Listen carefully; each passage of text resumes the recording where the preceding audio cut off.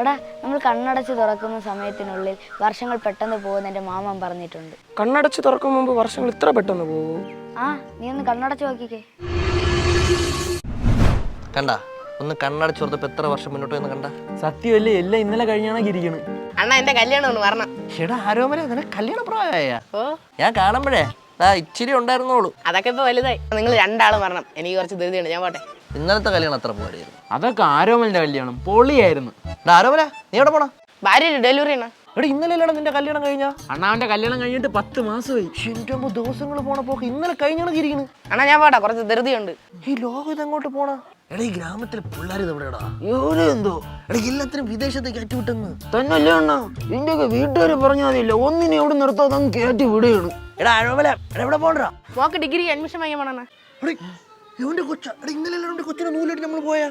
അണ്ണാ വർഷങ്ങളൊക്കെ പെട്ടെന്ന് പോവണ്ണ, എല്ലാം ഇന്നലെ കഴിഞ്ഞ കണക്ക് തോന്നും. എന്റെ അമ്മോ. അണ്ണാ മോക്ക് ക്ലാസ്സിന് സമയം പോട്ടാ. മോളെ, ഇങ്ങനെ ഈ ഭൂമിയിൽ നിന്ന് കറങ്ങിയ ലോകം പെട്ടെന്ന് അവസാനിക്കും. ആ മോളെ, അച്ഛൻ വന്നില്ലേ? അച്ഛൻ മരിച്ചിട്ട് ഇപ്പൊ 2 കൊല്ലമായി. പഠിച്ചിട്ട് 2 വർഷമോ? അയ്യോ, ഇന്നലെ മൂക്ക് അഡ്മിഷൻ എടുക്കാൻ എന്റെ കൺഫ്രണ്ടിൽ കൂടെ പോയത് ഡിഗ്രിക്ക്.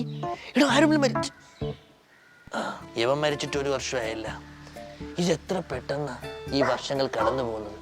കണ്ണടച്ച് തുറക്കുമ്പം ആൾക്കാർ മരിക്കുകയാണ്.